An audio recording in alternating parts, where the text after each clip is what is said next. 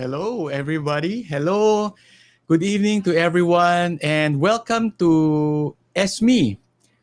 We have right now is our like a free preview for our 10-week upcoming workshop. So hello to everybody. I can see some people in the live right now. Can you go to the chat box and say where you are watching from? We just want to see kung saan ba yung mga nanonood sa atin right now. And thank you very much, guys, if you're watching live. And if you don't mind pressing the share button and just share it to your page para mas maraming mabless with our presentation today.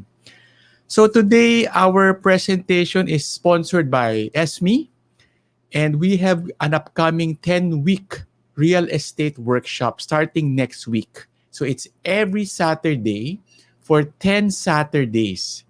Every Saturday, 8 o'clock ng gabi hanggang 9 o'clock, we're gonna meet, we're gonna talk about. Hello, Jason. So, ESME, Mrs. Yes.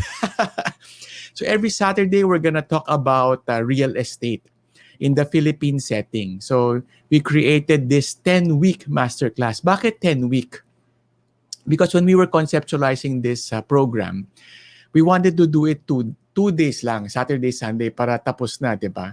But I realized na it will not work as effectively kasi we will cram all the information in 2 days. And what if hindi ka available on those 2 days? Then mamimiss mo na. So what we did is we partnered with ESME because they have a wonderful platform where we can do it for 10 Saturdays. And then if on that Saturday you are available, you join the live.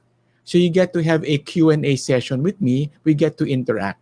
But if you are busy on that specific Saturday, don't worry because it will be recorded. And next week, pwede mong balik-balikan. And I think if you sign up now, you have 1 year access to the videos. So kahit pwede mo siyang panoorin paulit-ulit. So it's 10 week of real estate every Saturday, 8 to 9 o'clock. We're gonna talk about a lot of things about that. And we're gonna talk about the program in a bit. But first, hello Yatong, hello Jason So, and welcome to the show. And if you have questions, guys, just feel free to type it on the comment box now for those watching live. So tonight, it's just gonna be a 30-minute preview. But before that, can I ask you, what are your goals and dreams this 2021? Diba? If you're watching live, so today is the parang day 1 of another lockdown. So what are your dreams and goals this 2021? Can you go to the chat box and just type, ano bang mga pinapangarap natin this 2021? You know, it's August na, no? And konting tulog na lang, it's September na. Alabas na naman si our Ninong Jose Marichan. Grabe, no? Parang it was just a few months ago na I was talking to my wife and telling her na, grabe, it's September 2020. Now it's September 2021. So I just want to share with you when I was 12 years old, one of my memorable milestone was I wanted to buy this pencil box. Sabi ko sa mami ko, Mami, can you buy me this pencil box? And my mom told me, anak, wala tayong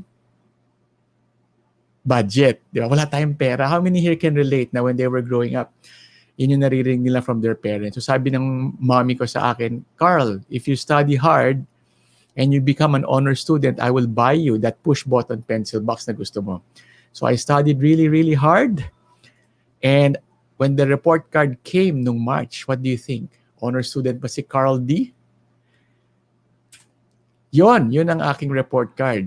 So I worked so hard to become an honor student and this is my report card. Yan ang grade ko, 77.6. Anong tawag dyan? Ang tawag dyan ay pasang awa. So because of that, it led me to become a delivery boy, earning 50 pesos when I was 12 years old. And when I was going around in Binondo, I would see a lot of the big boss, mga tauke. And they would all have property. Lahat sila may property, lahat sila may rentals. So naisip ko na, maybe really property is the way to become wealthy. You know, we came from we came from a middle class working family. So if you're in a working class family, you have a working class mindset. And parang in our house, we never talk about money growing up. Diba? I'm sure you can relate. We never talk about investments. And kung lalabas man ang usapan ng pera, it's always the lack of it. Kung lalabas yung usapan ng pera, laging kulang, laging wala tayong budget. Diba? I'm sure a lot of you can relate, especially yung mga batang 80s and 90s na tulad ko. So I became a delivery boy and I earn 50 pesos a day. And every Saturday, kasama ko yung mga workers. Every Saturday, susweldo ako, 300 a week. And I would get my 300 a week and I would say, wow, I'm gonna be a millionaire someday, di ba? From a position of victim, na-realize ko na, hindi pala ako victim. I can be empowered as long as I work hard. I become, well, at that time, it was just working hard yung nasa mind ko. Now, syempre, you want to become of value to other people. You want to solve problems. But at that time, I was thinking just to work hard and make my sweldo. Ganon.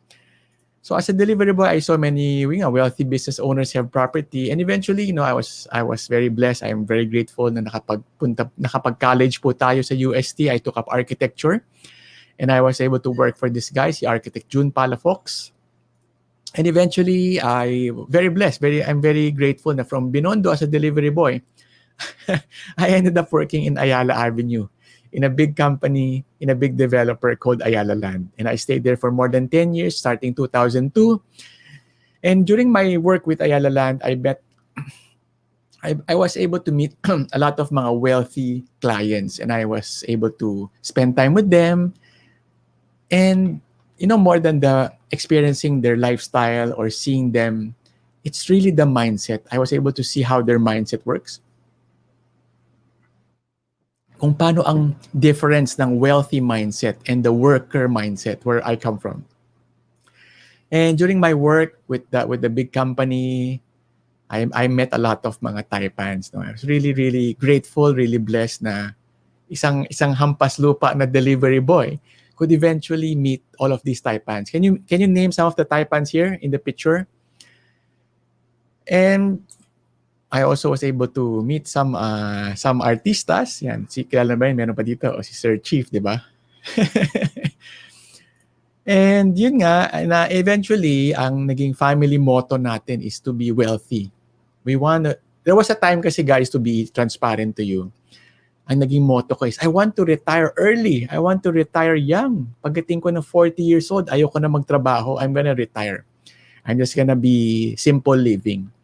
Pero may nagsabi sa akin na, Carl, that's selfish. If you want to retire early and become simple living, parang inisip mo ng sarili mo. Hindi mo naisip yung mga people that you can help. So ever since I was told that by one of our mentors, I decided na, oo nga, no, it will be too selfish to retire early and live a simple life. So I said, okay, I want to be wealthy. I want to maximize all the God-given talents I have, so I can be a blessing to others.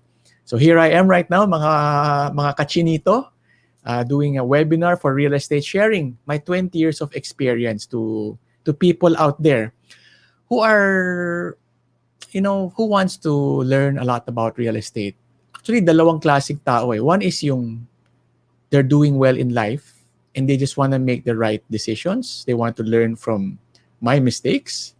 And then you have the other part of the audience wherein they're not yet that experienced, pero nabubuyo sila, na-encourage sila to make the wrong property investments, di ba? So, which leads me to our topic for tonight is 4 mistakes to avoid when investing in real estate. Lately I've been talking a lot about mistakes. Diba? You hear a lot of the good things na from people out there. You hear about how property is good. We're not going to talk about that anymore. We're going to talk about the mistakes to avoid. Excuse lang mga guys.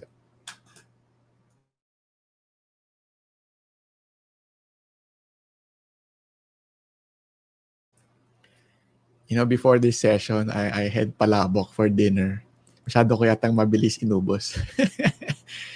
When I was younger, I would eat very fast. But as you grow older, parang hindi mo na kaya kumain ng mabilis. So, sa mga nakaka-relate out there, mga batang 80s tulad ko, so we're gonna talk about the 4 mistakes to avoid. Yan. Diba? What are the 4 mistakes to avoid? Number 1, financially not ready. You know, it's very rare that a person who wants you to buy property, sell you property, will tell you na you're not yet financially ready. They will always tell you na, hindi, kaya mo yan. May utang naman sa bangko. Meron naman mga bank loan. Diba? Number two is not studying the cons, meaning not talking about the bad points. We talk about the good points, and we should be talking more about the bad points. Diba? And number three will be not asking the right questions. Diba? You know, I just came from various Zoom meetings with people.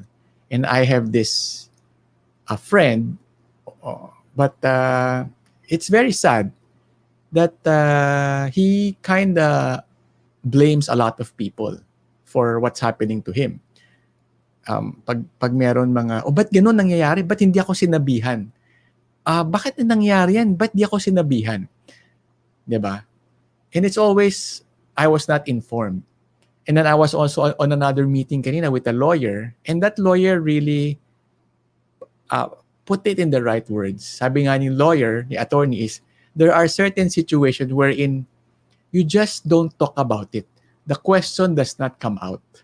Diba? So that's why sabi nga ni attorney, sometimes that's their job as the mediator to bring out the possible questions, possible scenario na hindi mo matatanong. Diba? That's why number three is not asking the right questions. And number four is no follow-up execution. So yun lang guys, this whole 30-minute session is just a preview of my 10-week workshop with ESME. And I intentionally made it 4 lang. You know, pasensya na kayo guys ha. You know, I've been to many seminars. Especially yung mga galing sa mga banks, yung mga economic outlook. How many of you have attended yung mga economic outlook, and after 1 hour, nag-nosebleed ka lang, pero wala ka naman na-learn or wala kang takeaway? Di ba? Ang daming PowerPoints, ang daming slides, ang daming kung ano-ano, but after 1 hour, 2 hours, parang di ko na-gets what I'm gonna do. So personally, I was in that situation, and I tell you, this was, you know, maybe 10 years ago. I went to a private bank na economic forum, and I was with a relative of mine na matalino. I was this young guy, and after the 2-hour seminar, I told my relative na older, wala akong na-understand. Hindi ko na-gets. I don't understand what's the action point. I don't understand what I'm gonna do. A lot of here and there, neither here, neither there na statement. And that relative of mine na matalino looked at me na parang, ang ano mo naman, Carl, kumbaga, ang low IQ mo naman, Carl, di mo naintindihan. Diba? So, ever since then, sabi ko, I think there's a better way to do seminars. It can be simple. Diba? In fact, naisip ko nga, our job as speakers or as lecturer is to make things so simple for you guys na kaya mong intindihin. Diba? So, that is how my presentation will go. It's gonna be very simple.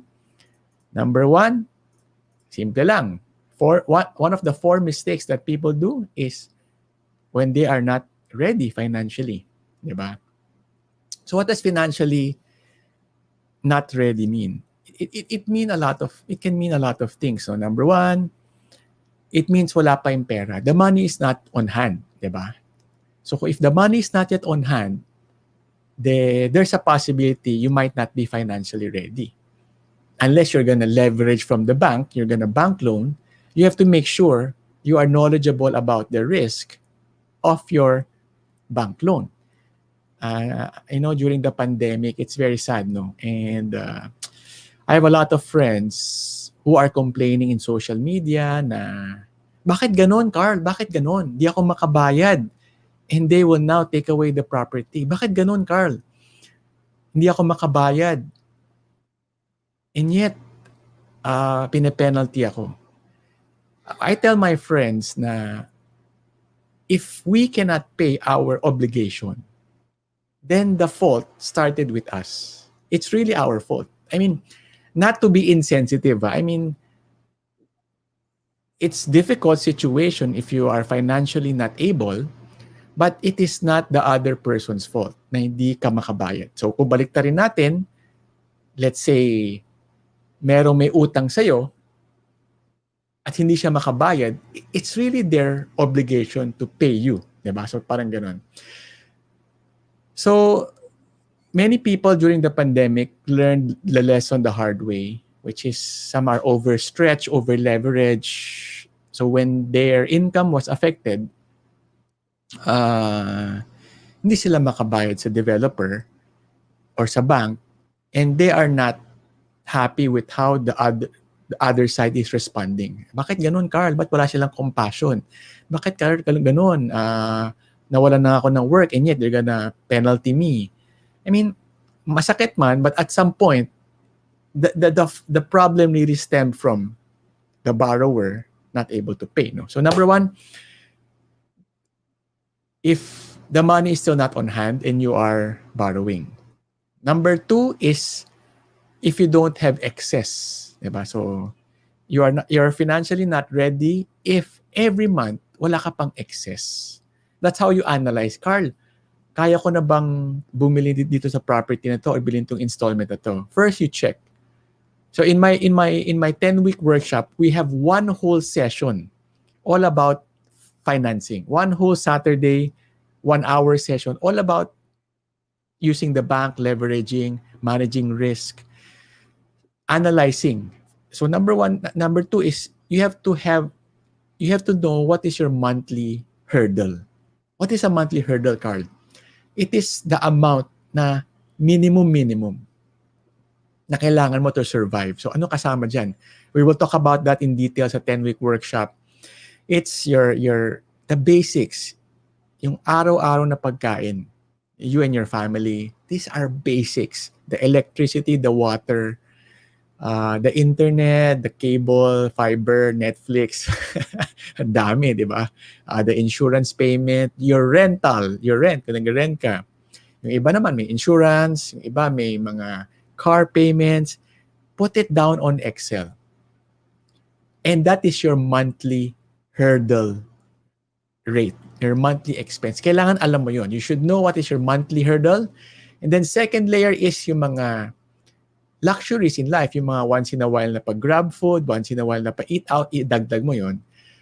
And then dagdag mo lahat. Pag may sobra, that's the only time you can buy property or you can invest, di ba? Kung walang sobra, then you are financially not ready to invest. Number three is you have a big financial obligation coming. So I want to tell everybody na, minsan meron tayong yung wife natin pregnant, diba? Wife natin pregnant, or you have a kid going to school, or you have your work is unstable, pwede kang matanggal ng work. So these are mga big financial obligation na kailangan mo i-factor. Diba? I-factor na, pag bumili ako ng property, pwede ko ma-afford ngayon, pero after 1 year, mukhang mag-aaral na si Bunso. Kailangan natin i-factor yan. And lastly, financially, you are not ready if your source of income is not secure. Meaning, you may have a side gig right now that paid well, pero hindi consistent. You may come across some money, na windfall, like maybe you're in sales, you get a big sale, but you ask yourself, how consistent can you make this income happen? All right?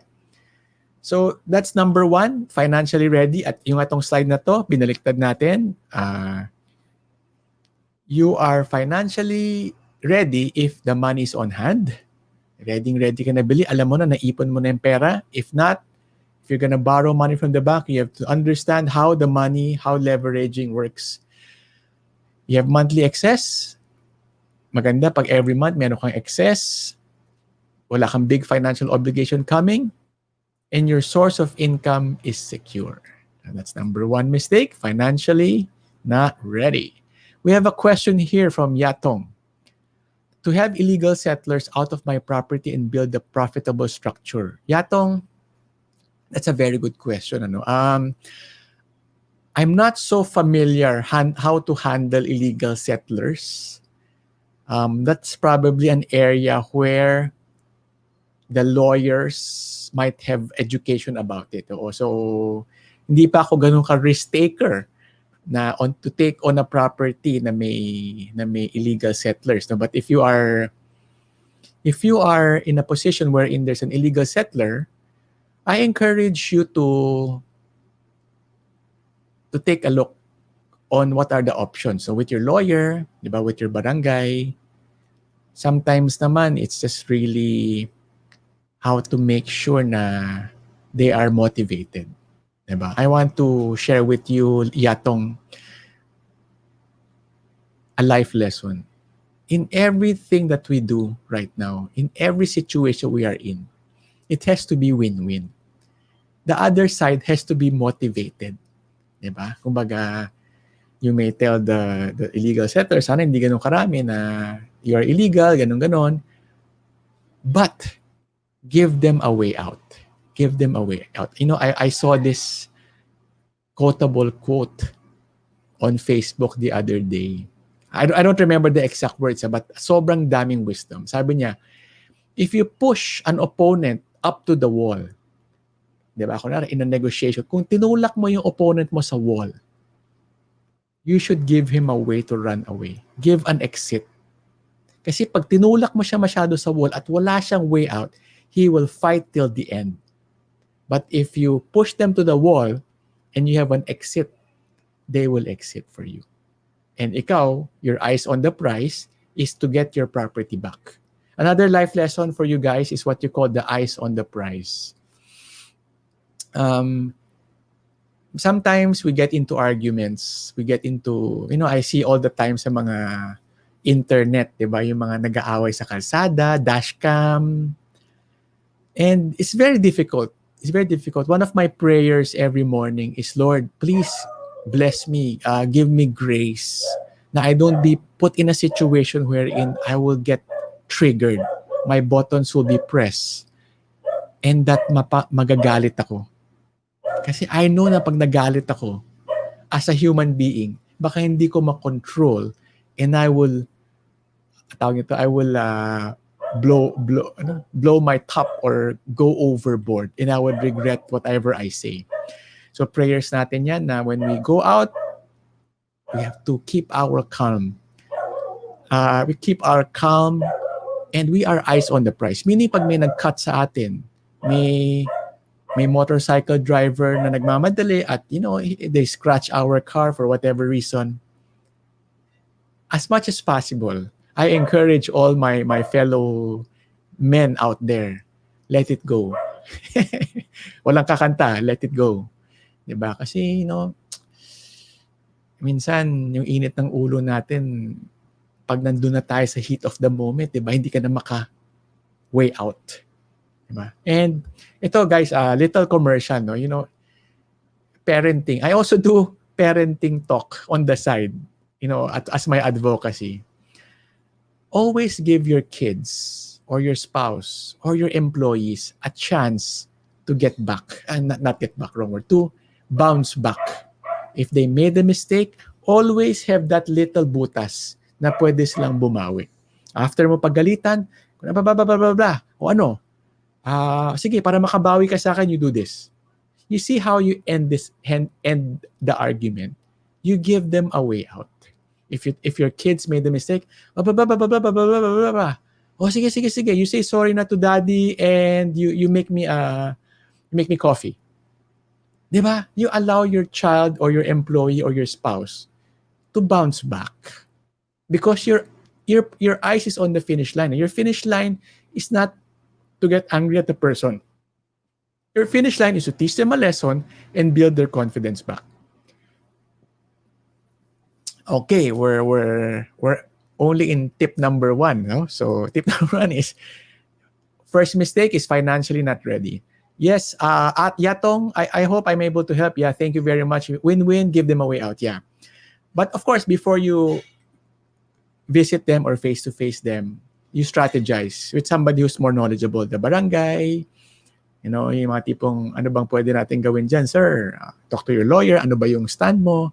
What is your position? Once you are firm with the position and you know you are strong, give them a way out. Diba? Give them money. Kasi kailangan talaga nila ng pera. This is another life lesson, guys. You know, when I was growing up, I would hear people, the older people say, yung employee natin, si ganun, wala na lang ginawa kundi mangutang. Mangutang ng mangutang. And since I was a young boy, I would say na they're bad. They're bad. They're always utang. They're always not able to manage their money. And then when I became older, I realized I asked the right question. How much bang nakukuha nila? Ilan ba anak niya? Saan ba siya umuuwi? And you realize na talagang kulang talaga. Kulang. So what did I say that? A lot of the illegal settlers, if you push them out to the streets, they will fight till the end kasi wala silang pupuntahan. But if you give them an option or a way out, I don't know how or where, then it will be easier to solve it. You come in, give them a way out, create a strategy wherein they will be financially rewarded a bit by exiting your property. Rungao Rec, it's good to see you again, my good friend. Is it okay to take a bank loan, even if you know that you can pay for the property, just to keep your liquidity and have funds for other investment? Okay. So guys, ang ganda ng question ni my friend Rungao Rec. Ano bang real name mo, pare? I think you mentioned it to me last time, pero nakalimutan ko lang. Okay bang umutang sa bangko kahit may pera ka? Hirap sagutin yung question na yan, guys. Because there's no right or wrong answer. Diba? It depends on your financial skill level. Diba? Hey, Anthony, I love you. I love you today. I love your name. Walang right or wrong answer. If whatever ika nga ni Enrile, basta happy ka, kung saan ka happy, you have to follow your heart. You have to be attuned to your inner being. Diba? Ika nga. You know, guys, I want to share with you another life lesson. So in our 10-week workshop, you have the technical and you have the life lesson. When I was younger, and I was 30 plus years old, I'm now middle 40 plus. You know, syempre you're young, you're bata. You don't have firm decisions yet. You're just following your elders. Iniisip mo, siguro kasi sila ganun. Kung sila, they're mean, I think I should be mean. I cannot be kind. But as we grow older, we realize na, kilala ko na sarili ko. I'm the type na I'm a risk taker. I don't even want to use the word risk taker. I'm the type na I can handle it financially. I know how to make it work. I know how to exit. I know how to risk manage. I have some assets I can sell. That bank loan should be manageable. Diba? I don't even want to use the word risk-free. It's manageable. So you go for the bank loan kahit may pera ka kasi manageable eh. You know all the potential risks that you're entering. But if you're listening to Carl D and say, sabi ni Sir Carl, mag-utang daw ako, mag-leverage ako, pero hindi talaga ako mapakali, hindi ako matahimik, then don't do it. If you are the person na you are unable to do these kinds of leverage or financial risks, hindi ka matahimik, don't do it. Diba? Sabi nga ni Sir Randall Tiongson, it's either kulang pa yung excess money mo, kaya ka kinakabahan. Diba? So, in my other talks, I would always talk about the first level is to increase your income. I remember in my family, they would tell me to save. Diba? I think saving is good. But making more income is the right mindset. You make more income, then you save a lot of it. So you have excess investable cash. Then that's where the fun comes in. When there's excess investable cash. Okay, moving on. I appreciate all your questions. Just keep them coming. Not studying the cons. Okay, let me go back. Number 2 mistake is hindi natin inaaral yung mga potential bad na pwede mangyari. For example, you know, it's easier to talk about this now kasi dumaan yung pandemic, di ba? But pre-pandemic, it was so difficult to teach people about this na, bibili ka ng condo because you wanted that rental property. What if? What if walang mag-rent? Diba? What if bumili ka ng 5 properties all at the same time? What if ma-affect yung income mo? How are you gonna hurdle it? You're buying this property from this unknown developer because you were convinced because of the discount or the promo. What if they do not deliver? How are you gonna manage it?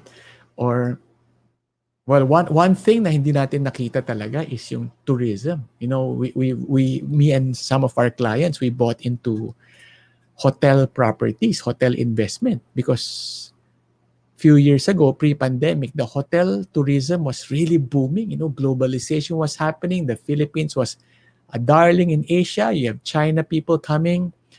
So one of our advice was to buy hotel property.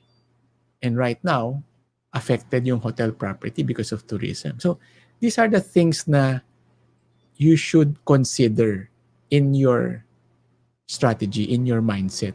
Diba? So wala naman problem. And there will be strategies wherein you still enter knowing all the cons. For example, to share ko lang, which we will talk about more in the 10-week workshop. No? One of our blessing investment is a 4-story apartment building. Fantastic. 4-story apartment building. One of my more expensive investments. And the market segment was middle market. Lower market, lower market, worker. The worker market, it's like 10,000 a month to maximum 12,000 a month. It's a typical Filipino worker. Some of them no car, they take the public transport, diba? And many people warned me na, Carl, pare, mahirap yung market na yan. Mahirapan ka mag-collection. Mahirapan ka sa ganon. Mahirapan ka sa ganon. So many mga cons. So many cons, di ba? Pare, baka hindi sila magbayad, ganun, or sirain lang yung property mo.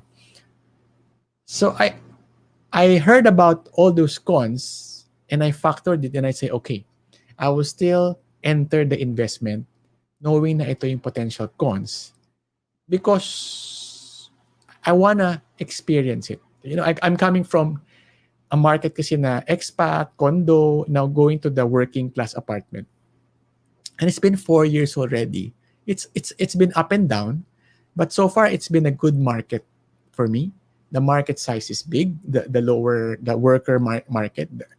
And then there will be maybe 1 or 2 na headache tenants because they will lose their job or they will not, or they're just not educated, experienced enough to handle and communicate certain situations. Di ba may ganun ba? Yung iba, you just judge them na, ay, ang tangi niya. But in reality, if you look at the working class people, sometimes they are so beaten down and they have no role model how to communicate things out. So, you know, as I go through this market segment, I understand them, I understand where they're coming from, and then we work together. So those are and it's, as of today, it's one of my best performing investment in property. So that property na ang daming cons, di ba? It's a question from the audience, from Krister. What happens to a condo building after 50 years? That's a very good question. Okay, guys, what happens to a condo building after 50 years? Just as an analogy, what happens to your house after 50 years? What happens to your car after 50 years? What happens to your cell phone after 50 years? The answer is naluluma. So let's face it, that's the real talk. After 50 years, naluluma ang isang condo. Diba? So, hopefully, is it good or bad? No? Okay, here are the good and bad. No? If the condo, you still own it, you still own the property after 50 years. If the property is well maintained, and you will see those buildings sometimes in Binondo, in Makati. Yeah, okay. Why Binondo? Why Makati? Because 50 years ago, when buildings were starting to come out, they only came out in, number 1, Escolta, the original business district, then Makati. So doon ka lang makakita ng medyo old Manila, ng mga medyo 50-year-old na building. If the building is well maintained, then it's still there, still being rented out. If it's dilapidated na, it can be sold to a developer and they will buy it from you and they will put up a new building. So you still own the property after 50 years. But it's economic life. Kumbaga sa economic life, bawing-bawi na siya.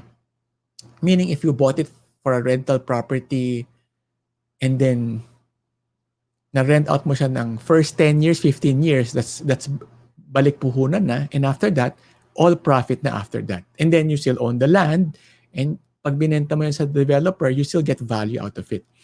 But in a lifetime should be nakailang returns na siya. Meaning like ako, we've been investing in condos for maybe 10, 15 years and they've all broke even na. And when you sell it, it has a higher value than before. And when you leverage it pa from the bank, inutang mo yung pambili and then the renter pays for it, and it gives you really good returns. So 50 years is a very long time naman. Yeah. But I guess the right answer is at the end of 50 years, the building is old, its economic life is mga matanda na, but the property is still yours. You can sell it. In Makati, in Legazpi Village, some of the older buildings are sold to developers. And then they put a new building, either they pay you cash or they give you a new unit back that will have another 50 years. So yun ang number 2 mistakes is to ask what are the problems, which is what Krista is doing. Very good. Not to discourage you, no. You know, in every investment that you make, in every business venture, there will always be cons. But the right approach is, alam mo yung pros, alam mo yung con, you enter ready. You are prepared. Diba? Number 3 mistakes to avoid, common mistakes, is not asking the right questions. Diba? No. I've had so many of these questions na minsan hindi natatanong, di ba? Yung mga, Sir Carl, pag bumili ako ng condo, may association dues ba? And the right answer is meron. I mean, not to sound bragging, but natural. We have to kinda have that kind of approach na natural, magkakaroon ng expenses ng association dues yung condo that you bought kasi sino magbabayad ng security guard? Maintenance ng swimming pool, yung ilaw sa hallway, ilaw sa balcony, elevator maintenance, the insurance of the building. So may cost talaga yan. In fact, mas matakot ka na pag sinabi sa'yo na ay walang maintenance cost yung building niya. When you buy it, it's forever free.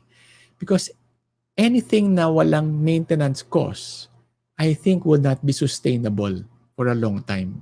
When you say not sustainable, meaning magdidilapidate siya over the years.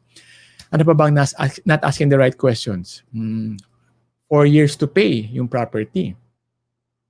Does that mean in 4 years, tapos na yung property? Minsan hindi. Minsan yung property 6 years bago matapos. Pero yung payment scheme mo, 4 years lang. So akala natin after 4 years, tapos na. Yung pala, hindi pa pala. Because we did not ask the right questions. Diba? O kaya, yung sinasabi mong 10 million, all in na ba yan?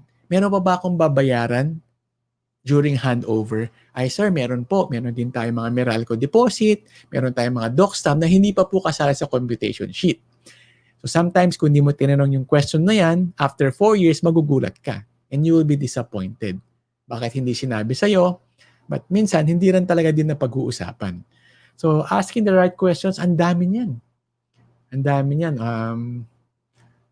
What if the tenant that you get is not a good tenant? Diba? What if your tenant does not pay? What do you do? The right answer is you have to deal with it because sometimes you don't know. And I'm going to share with you also in the 10-week workshop na one of my early property investments. Ito nakatawa, to funny story. The rent is 20,000 a month. For mga 2 years, nagstay yung tenant or 1.5 year. So, di meron ako mga 200,000, 300,000, di ba? Tuwang-tuwa ko. Pag alis ng tenant, hindi pala nagbayad ng electricity bill for 1 year. So, may utang na naiwan for 100,000. Diba? So, I was so frustrated. I was a young 30-plus-year-old at that time. I didn't know how to handle it. I was blaming other people, pointing fingers. But, really, we should not point fingers. We should not blame other people, 'di ba? We are always a part of it, 'di ba? Being an owner of the property. And what happened? I talked to lawyers. I was so pissed off. I was so stressed out because I was a young guy. I did not know how to handle it. That 100,000 Meralco bill was like such a big deal for me. Talk to lawyer, blah blah blah. I I I I was cursing that guy who did not pay my rent. Sent letter of collection. But what happened? Wala rin. Hindi rin ako nakakollect. 'Di ba? And eventually, I learned to accept it and just, add it to my list of learnings and tuition fee. And the best part of the story is, after a few years later, I get to meet that guy again. And I reach out to him and I say, pare, you know, um, whatever happened before, that's the past. Let's just do a restart. Kumbaga, I don't want to make that single bad incident define how we're gonna move forward in the next 40 years, 50 years. Ayoko rin naman na may buhat na buhat ako na galit sa kanya. Diba? So, I reached out to him and, at least it ended well. We're not best friends now. Kasi mas best friend, we're not best friends, but wala na akong galit. And na-send ko rin yung message sa kanya na it's all good. Don't worry about it. It's just money. God blessed me back many, many folds already. And lastly, no follow-up execution. Okay, when you buy property, it's just like business. You have to, there's execution involved. If it's a rental property, you have to manage your rent.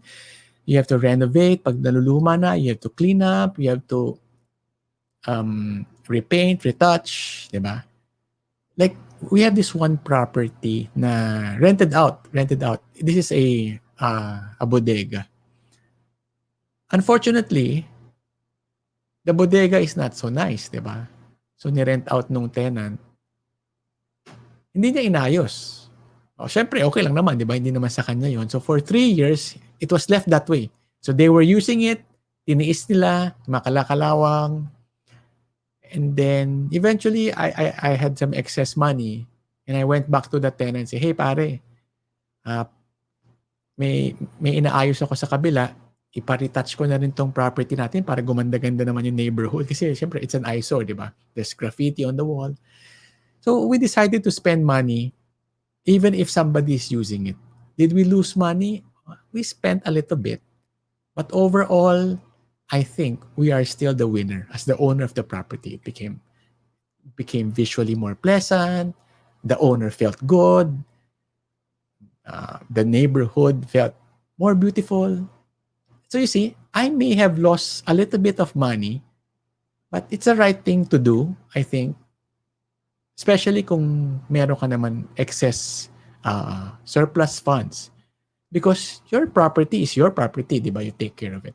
So there's a lot of execution that is needed if you are a property owner. And if you play the game, the long-term game, property is long-term, 10, 20, 30 years. And it's a fun game. It's a fun game, di ba? Wherein, you have a property, para siyang goose that lays you the golden egg, inaalagaan mo, produce siya ng eggs for you. Minsan magkakasakit siya, bibigyan mo ng gamot. And minsan, bibigyan mo ng vitamins para lumakas yung goose mo that lays a golden egg, papagandahin mo siya, lilinisin mo. What you don't want is, you have a goose that lays your golden egg. And then you let it, ina-abuse mo, you just let it run, hindi mo pinapaliguan, hindi mo pinapavitamins, hindi mo siya ginugroom, hindi mo siya ine-encourage, di ba? That's how you manage your property. And we're now closing. So there's the 4 mistakes to avoid. I just want to share with you guys na, so I just want to do a little plug, no? The Creating Wealth Through Property Workshop is starting next week in August. We're going to talk about a lot of things.